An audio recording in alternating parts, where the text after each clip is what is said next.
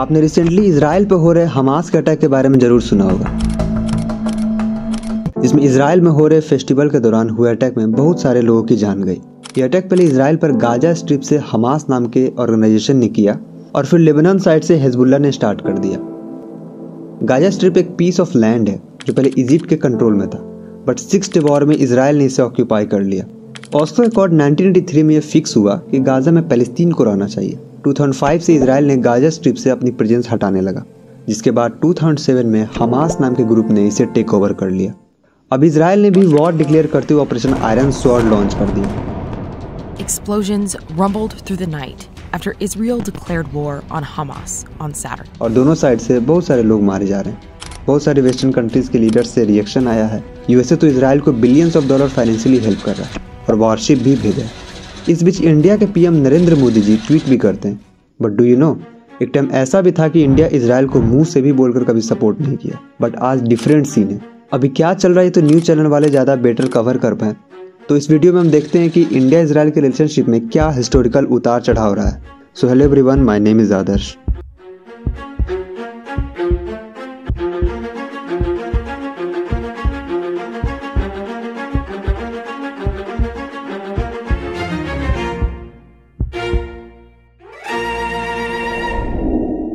पहले थोड़ी सी इजराइल की हिस्ट्री देखते हैं। इजराइल एक ज्यूज कंट्री है। ज्यूज को हिंदी में यहूदी बोलते हैं। इसके लिए 1970 में बाल्फोर डिक्लेरेशन होता है, जिसमें यहूदियों के लिए एक अलग देश की मांग रखा जाता है। हिटलर के रूल के दौरान नाजी जर्मनी में होलोकॉस्ट होता है, जिसमें यहूदियों को गैस चैम्बर में डालकर मार दिया जाता है। फिर होता है वर्ल्ड वार 2। वर्ल्ड वार 2 के बाद यूनाइटेड नेशन पार्टीशन प्लान बनता है, जिसमें पैलेस्टीन को 2 पार्ट यहूदियों और अरब में बांटा जाता है और जेरूसलम को एक इंटरनेशनल सिटी घोषित किया जाता है। यहूदियों ने इस प्लान को एक्सेप्ट किया, बट अरब ने नहीं किया। फिर 14 मई 1948 को इजराइल एस्टेब्लिश होता है और इसके साथ ही अरब इजराइल वार स्टार्ट हो जाता है।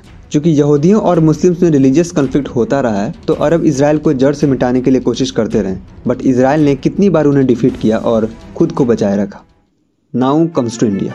आज़ादी से पहले वेस्ट एशिया को लेकर इंडिया का कोई रोल नहीं था। इधर 1947 में इंडिया को आज़ादी मिलती है, जिसमें पीएम पंडित नेहरू बनते हैं। अभी भी इंडिया को रिलीजन के नेम पर डिवाइड किया ही गया था और पाकिस्तान बनाया गया था, इसलिए महात्मा गांधी और पंडित नेहरू ये दोनों रिलीजन के नेम पर कोई डिवीजन नहीं चाहते थे, इसलिए उन लोगों ने पैलेस्टीन को सपोर्ट किया। इंडिया जो पैलेस्टीन को सपोर्ट कर रहा था, उसके कुछ दूसरे इनडायरेक्ट कॉजेज भी थे, जैसे नॉन अलाइनमेंट मूवमेंट का, यूनाइटेड नेशन का और अरब वर्ल्ड का क्या सहमति है, ये भी इंडिया देखता था। ऐसा लगता था कि इंडिया इजराइल के अगेंस्ट है। जैसे कि यूनाइटेड नेशन में इजराइल को बनाने के लिए वोट हो रही थी, तब इंडिया ने रिजेक्ट कर दिया, और जब इजराइल यूनाइटेड नेशन का मेंबर बनने के लिए अप्लाई कर रहा था, तब भी इंडिया ने मना कर दिया। बट ये सीन चेंज हुआ जब 2 मुस्लिम मेजॉरिटी कंट्री तुर्की और ईरान ने इजराइल को रिकॉग्नाइज किया। फिर इंडिया ने 17 सितंबर 1950 को इजराइल को रिकॉग्नाइज किया। 1953 में इजराइल को मुंबई में कंसुलेट ओपन करने की इजाज़त मिली, बट स्टिल कोई डिप्लोमेटिक रिलेशन नहीं था। 1960s में पैलेस्टीन लिबरेशन ऑर्गेनाइजेशन का फॉर्मेशन हुआ, जिसके चेयरमैन यासीर अराफत बने। अर्ली 1970s में पीएलओ से सर्टिफाइड बहुत सारे ग्रुप्स ने इंटरनेशनल टेरर अटैक्स करवाए, बट इंटरनेशनल प्रेशर पड़ने के कारण उन लोगों ने अपने अटैक्स को रिस्ट्रिक्ट कर दिया। जहां इजराइल को रिकॉग्नाइज करने वाला India last non Muslim country था, वहीं पीएलओ को एक्सेप्ट करने वाला पहला नॉन अरब कंट्री बना। इसी पीएलओ को इंडिया ने 10 जनवरी 1975 को पैलेस्टीन के लोगों के लिए इकलौता रिप्रेजेंटेटिव डिक्लेयर किया। पीएम इंदिरा गांधी और राजीव गांधी के टाइम अराफत का इंडिया आना जाना लगा रहता था। मार्च 1983 में इंडिया में नॉन अलाइनमेंट मूवमेंट यानी नैम का समिट होता है। जिन लोगों को नहीं पता नैम क्या है, वर्ल्ड वार 2 के बाद कोल्ड वार शुरू हो जाता है, जिसमें दुनिया 2 ग्रुप्स में बंट गई थी। एक ग्रुप अमेरिका की और दूसरी ग्रुप सोवियत की, और जो इन दोनों ग्रुप में नहीं रहना चाहता था, उन लोगों ने ज्वाइन किया 3rd ग्रुप नैम। जब 1983 में नैम की समिट होता है इंडिया में, तब इंदिरा गांधी जी ने पैलेस्टीन को स्ट्रांगली सपोर्ट किया। यहाँ तक कि 1984 में इंदिरा गांधी जी लिबिया में अराफत की हेडक्वार्टर विजिट भी करी थी। 6 मंथ बाद इंदिरा गांधी की हत्या हो जाती है। शोक सभा में अराफत भी शामिल हुए और उन्हें पब्लिकली रोता हुआ भी देखा गया। फिर राजीव गांधी ने इस रिलेशन को कैरी फॉरवर्ड किया। बट इन सब रिलेशन के बीच एक और सिनेरियो चल रहा था, वो इंडिया के 3 मेजर वॉर्स। 1962 के इंडिया चाइना वॉर में अरब कंट्रीज का न्यूट्रल इंस्टेंस था। वहीं 1965 और 1971 के पाकिस्तान वॉर में उन लोगों ने पाकिस्तान का सपोर्ट किया, जबकि इन तीनों वॉर में इजराइल ने आर्म्स एम्यूनेशन से इंडिया का बहुत हेल्प किया। अब 1990s में वर्ल्ड का सीन चेंज होने लगता है। अगस्त 1990 में इराक के सद्दाम हुसैन ने कुवैत पर अटैक कर दिया और पीएलओ ने सद्दाम हुसैन का सपोर्ट किया, जिससे पीएलओ को मिलने वाला पॉलिटिकल फायदा बंद हो गया। दूसरी तरफ 1991 में सोवियत यूनियन बिखर गया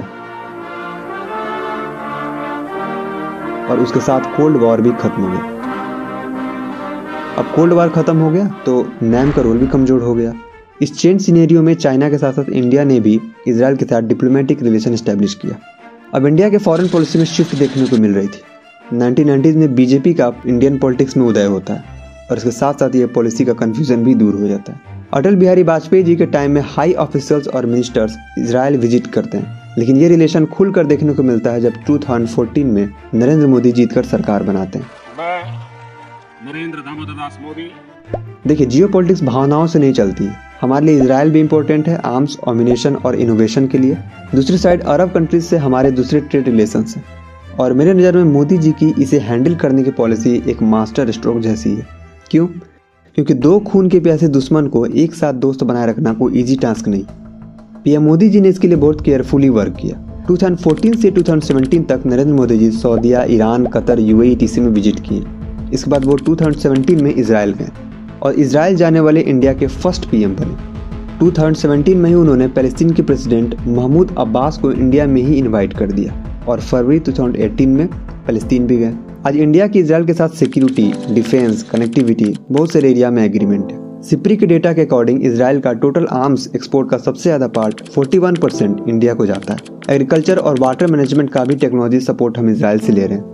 अभी जो इजराइल पर हॉरिफाइंग अटैक देखने को मिल रही है उसने इंडिया को डिप्लोमेटिक टाइट स्पॉट पर लाकर खड़ा कर दिया। आशा करते हैं कि जल्द ही वेस्ट एशिया में पीस एस्टेब्लिश हो। खैर, वैसे पीस तो सभी जगह चाहिए, हमारे चाइना और पाकिस्तान बॉर्डर पर भी पीस बने रहे।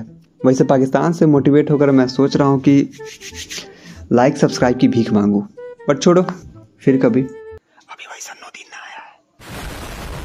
मुझे क्यों तोड़ा? ये वीडियो कैसा लगा जरूर बताएं। Thank you, bye bye.